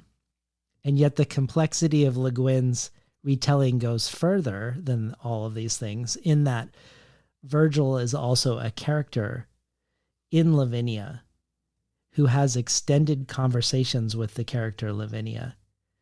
Virgil, who regrets that he dies before writing the book further. He genuinely regrets his rendering of her. Virgil seems constrained by the hero's journey form himself. So in this sense, in the ways Le Guin continues the story, she sort of becomes Virgil for Virgil on his behalf. So that when Lavinia says, I am not the feminine voice you may have expected, and also, resentment is not what drives me to write my story. Anger, perhaps, but not an easy anger. It feels like this is a really complex statement by Lavinia. You've already answered, in your reading, you've already answered my question. My question was, what are your thoughts on gender in the Aeneid, and how do you engage with it? Which is, it's really obviously clear. And also was curious what relationship your adaptation had, if any, to Lavinia. And I feel like we sense some of that, at least in what you've read. But talk to us about either of those things. Le Guin's Lavinia, your thoughts on it, and or more thoughts on Virgil and gender. She gives him a lot of credit, I think, deservedly or not. She does it in his spirit, I think. In her mind, she's doing this reparative work in the spirit of Virgil, not in opposition to him. Oh, I definitely agree. I mean, I was just doing a reread of that book, which I had read. I wasn't allowed to touch it while I was working on my own version, so I hadn't read it in years. But I read it when it first came out. And she has the bones that Virgil gives her, and then she fills out the skeleton, which I think very much in the spirit of what Virgil has written. It's like it's not satisfying in the Aeneid because it's not enough. If you're a reader who wants to understand what the fuck has happened here, like she's the catalyst for this major thing. She's the Helen of Troy of that part of the story. And she's the reason for the war. And then she just kind of disappears. A bunch of terrible things happen. She's not there for them. We don't get to see her. We see her run through once, really. Her mother dies, like everything awful happens to Lavinia. And then she's left still with the responsibility of destiny to carry the children and hold on to them. And be in the woods with a baby without a husband, is what happens to her. And we don't get the whole story. It's a weird feeling because the thing isn't done. And I don't know what Virgil would have done. One of the things that I find really interesting about Virgil, being as deeply wandering through all of his work for the past few years, is how much tenderness he has. I mean, so much tenderness for the natural world, so much interest in the natural world. And so much of the way he builds character is coming right out of that. It's coming out of the lives of bees. It's coming out of the lives of deer in the forest. He has he's very grounded in that way. Even though there are gods doing all kinds of like huge godly dramas and things, the people are behaving tenderly toward each other in the same ways that the creatures of the world do, tenderly and violently in some cases. But it's the stuff about Lavinia specifically, again, when I was talking about Beowulf earlier, I was like, well, all of it is already there. All the things that I did feel to me like they were already in there to be done. And I felt the same way, and I think Ursula also felt the same way working with those Lavinia chunks. All of what I just read you is really directly from the Virgil, just as her work is also really directly from the Virgil. But it's obvious that beneath those lines, there are assessments that you can make in terms of the emotion of them. You can, in terms of like, what does this girl feel as she suddenly catches fire? She thinks she's dying. No one cares. Everyone thinks it's wonderful. And she thinks that she's on fire. I mean, it's pretty easy to imagine oneself, even if that's never happened to you. And it has never happened to me. I've never been on fire like that, but I've certainly been a catalyst for other people's feelings of fire over the course of my life. And I know, obviously, Ursula was too. It's pretty easy to imagine suddenly being a prophecy. If you are a person who is an outspoken woman, if you're a person who is not only an outspoken woman, but a woman bent on remaining in that spot, bent on getting the floor enough that you can make room on the floor for other people like you and other people who have revolutionary content to disperse. And, I mean, in these poems with these the magical world right alongside the grounded earthly world, there's so much room for that kind of time travel as a writer, I guess, that kind of like going in and imagining yourself how it would feel, just imagining how it would feel to be in there. And I feel like the Lavinia book, Ursula's book, is a really deep an imagining of the emotional life of a girl who finds that she is important but not appreciated, important but not understood, important but not respected, but very crucial. It's a pretty standard position to find yourself in as a woman, even if you're not a famous woman, even if you are just someone living an ordinary, whatever an ordinary life is, living in a life that isn't well known to the chroniclers. But you're still crucial.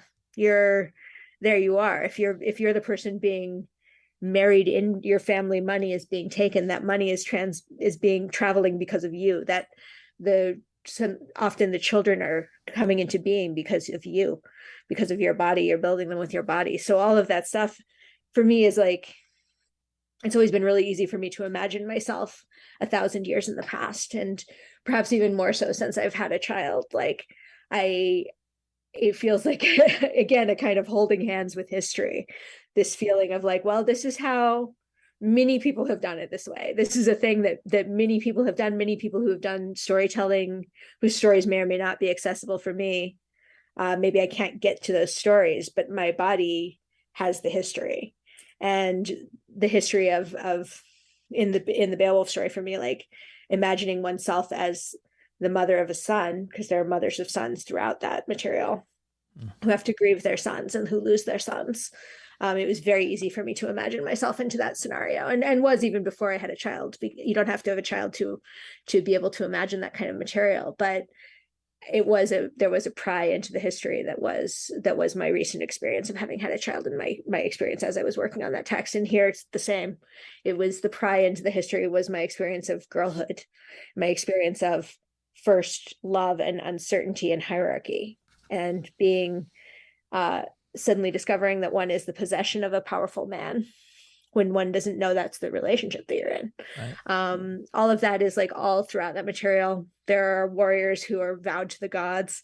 There are women warriors in there who are like, well, no men for me. And like, I imagine myself easily into that material as well. And easily into the imagination of Virgil, as it turns out, making these women up, putting them in on purpose, putting in female warriors on purpose, putting in Dido on purpose, Dido who is enraged, Dido who cannot believe that she's been betrayed in the way she's betrayed by Aeneas, who just treats her casually and then gets sent away by his destiny, and fate says, leave this woman, you got to go. And he's like, well, I'll just go get on the boat then. I'm not really going to talk about it. I mean, all of those experiences that run through the poem are the experiences of a human. And I, in my version of this, Virgil experiences things in this category, sometimes as Dido, sometimes as Aeneas, sometimes he's the lever, sometimes he's the left.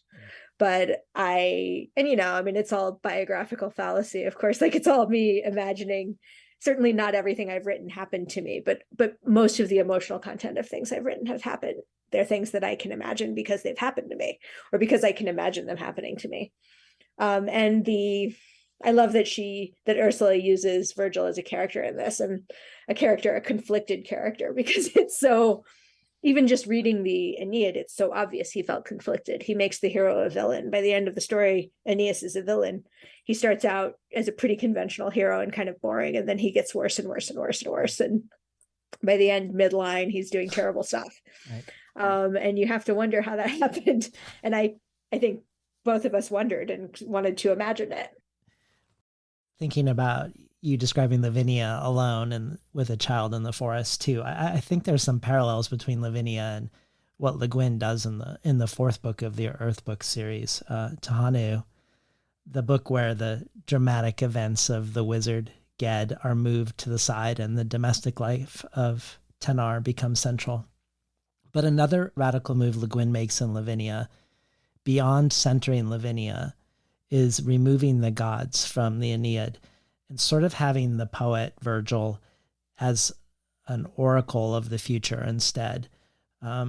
Jo Walton, in her review of the book, seems to intimate that one way to look at Lavinia is about the archive and about canon formation, but also even more so about writing itself, when Walton says, quote, Lavinia and Virgil talk, and he tells her the story of the Aeneid, or looked at another way, of her future husband's past life.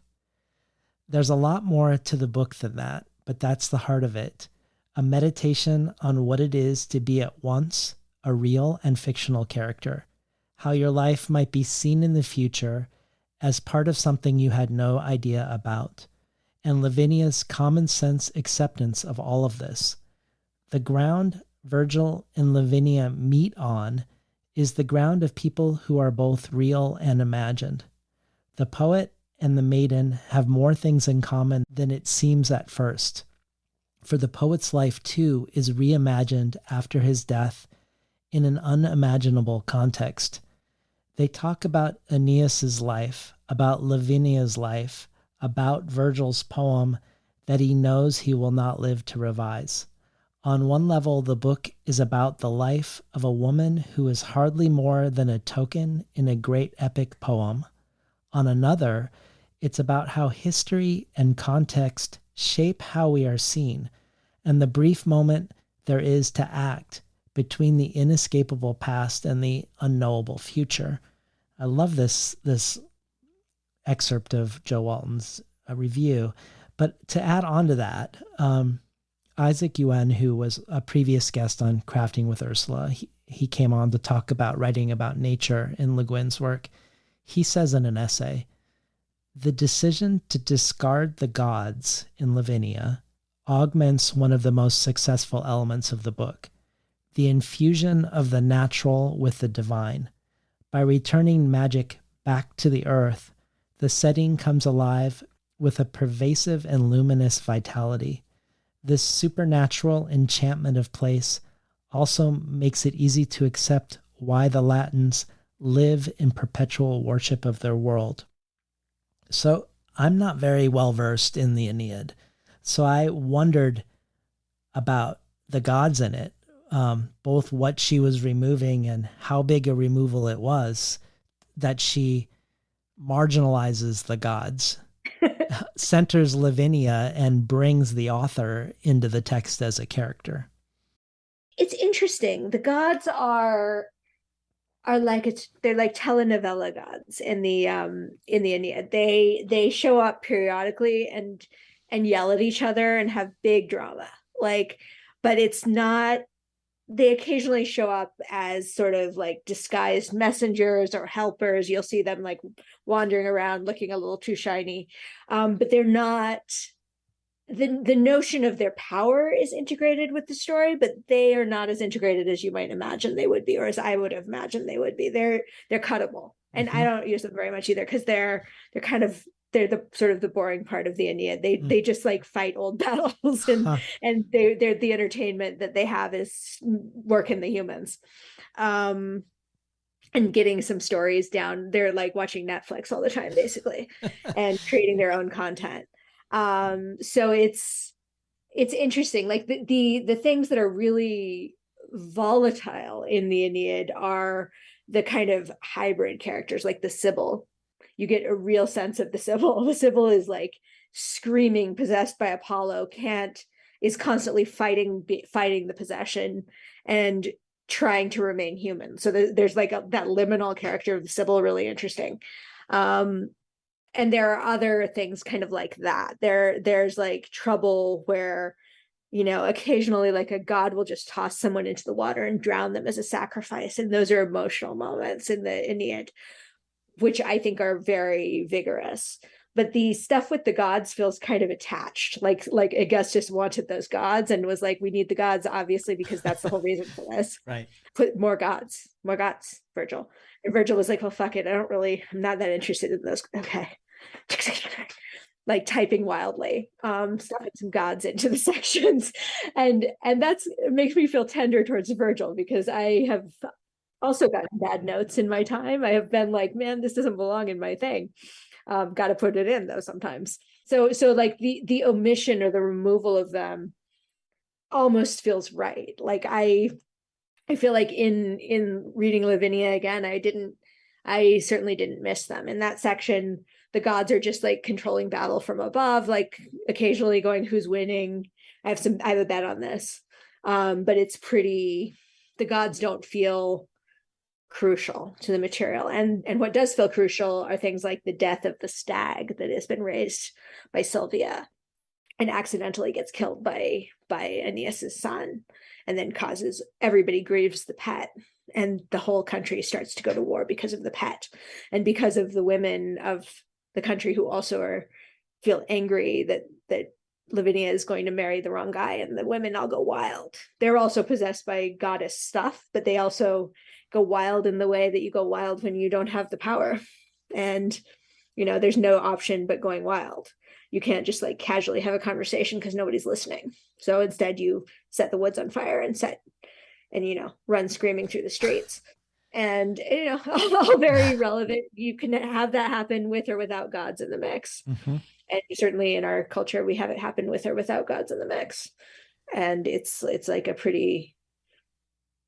the choices of that kind are very relevant to our time as well. Well, as we come near to a close, thinking about your words here, and also Isaac Guin's about the bringing of the divine into the natural world in Le Guin's Lavinia, I want to return to Tolkien like we did at the beginning, and read the words of Le Guin about him that sort of echo, I think, maybe a sensibility that she's using when she does this with the gods and nature. Tolkien's Middle-earth is not just pre-industrial. It is also pre-human and non-human. It can be seen as a late and tragic European parallel to the American myth world, where Coyote and Raven and the rest of them are getting things ready for the people who are coming, human beings. At the end of The Lord of the Rings, the non-human beings of Middle-earth are dwindling away or passing into the West, leaving the world to mankind alone. The feeling is not so much nostalgia as bereavement, the grief of those exiled from dear community, tears by the waters of Babylon. My Earthsea and the familiar forests and towns of much fantasy are not informed by that great vision, but I think they too imply that modern humanity is in exile, shut out from a community, an intimacy it once knew. They do not so much lament, perhaps, as remind. The fields and forests, the villages and byroads once did belong to us when we belonged to them. That is the truth of the non-industrial setting of so much fantasy. It reminds us of what we have denied, what we have exiled ourselves from. This isn't even a question, but I don't know if any thoughts come to mind hearing it. Well, I mean, it's just so beautiful and accurate. Yeah, and anyone working with the sort of range of texts that I've been working with is thinking about that stuff all the time, because it's, as we compare it to our world now, and the great loss of our world, the removal of close observation of the natural world and of the growth cycles of the plants, and not just removal of close observation, but denial of close observation, refusal to acknowledge the effects of humans living in this landscape. Even as we are the gods of the landscape, we are the ones doing the divine actions on the rest of the planet's activity. Divine as in horrific divine, I guess. And it does make sense to, because of longing to set fantastical worlds in worlds that have not been consumed by desire for, whatever the desire is, isolation, I guess, the like constant desire to make it so that we don't have to interact, so that we don't have to touch each other, so that we don't have to go to the well together, we don't have to be even in the street together. I'm always interested in sort of urban fantastical environments for that reason, because we get the sense of the lost sense of village can be captured in those places in some cases.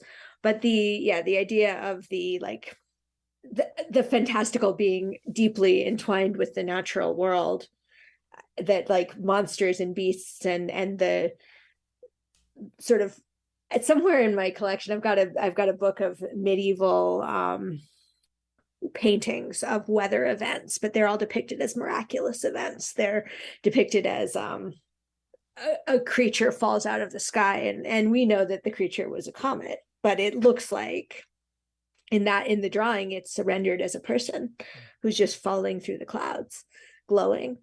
And the entwinement of the fantastical with the natural is such a long-standing tradition that we're now losing. I think we're just in a state of constant bereavement, and the bereavement of, the loss of the winged creatures, the loss of our understanding of the paths of the winged creatures, the loss of our ability to just follow and see is really significant, even as we have gained all of this knowledge and we're holding tightly to all of the knowledge. And if you're someone like me, like the knowledge seemed like it was going to be such a glorious gift, like you would have access to all the libraries. And I imagined as a teenager, like overlapping the rise of the internet and Google, like had the libraries and the card catalogs before that and the physical library. And then suddenly there was the capacity to touch everything that everyone had ever thought, to like look at the Beowulf manuscript and make it bigger on my screen and to see the fingerprints. It seemed to me that this would save the world. I thought as a book hungry baby, I thought this is going to fix it. Suddenly everyone will know that there has been all of this intelligence and all of this empathy and all of this understanding throughout the whole history of humans. We've all longed for each other and longed to connect with each other. It will be obvious. And it turns out that it just became more and more and more isolationist, and more space was set aside, and we decided that the miraculous wasn't very interesting when we're just surrounded by miracles all the time. If you are a person who's looking at the history of storytelling, you see everything that we see now as normal events as miraculous. It's obvious that fantastical literature is all based in the sort of blood of the sap rising and the rivers coming at a certain time up out of the mountain, and it's all wondrous. So I don't know where I'm going with any of that. I'm just muttering about the grief that you feel when you're studying history and also studying storytelling. Yeah. You see the ways in which we've made our world less remarkable and made our relationships with each other less joyful by making them smaller and smaller and more curated down to non-strange encounters. We've done so much work to make the world unstrange when the world just wants to be strange. And the history of why we tell stories is to say, I encountered something different, something wonderful and weird was right there. And I was there with that wondrous thing, and we talked. That's the history of storytelling. So, and it's also the history of understanding each other.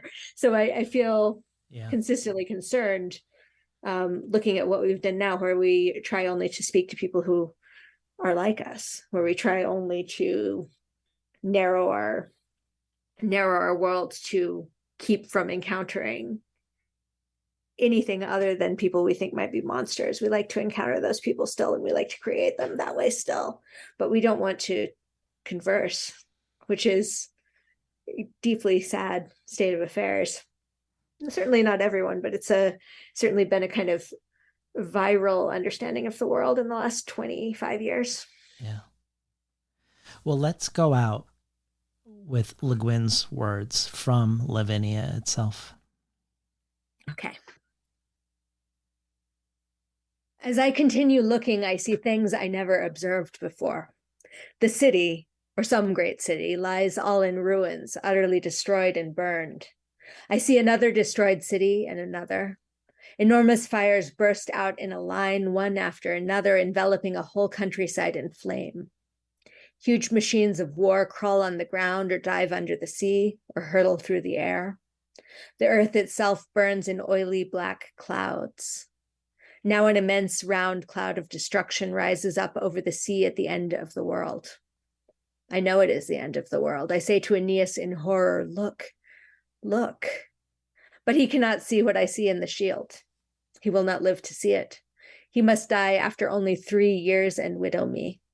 Only I, who met the poet in the woods of Albania, can keep looking through the bronze of my husband's shield to see all the wars he will not fight. The poet made him live greatly, so he must die. I, whom the poet gave so little life to, I can go on. I can live to see the cloud above the sea at the end of the world. Thank you so much, Maria, for feting Le Guin and exploring feminist translation with me today. Thank you so much for having me on. This was really a pleasure. Yeah. We've been talking today to Maria Dahvana Headley. Stay tuned next month for another episode of Crafting with Ursula.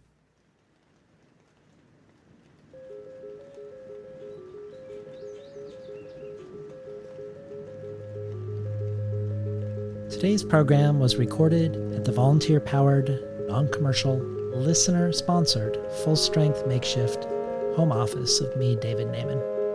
More of Maria Dahvana Headley's work can be found at mariadahvanaheadley.com. If you enjoyed today's conversation, consider transforming yourself from a listener to a listener supporter. Learn about the potential gifts and rewards of doing so at patreon.com/betweenthecovers.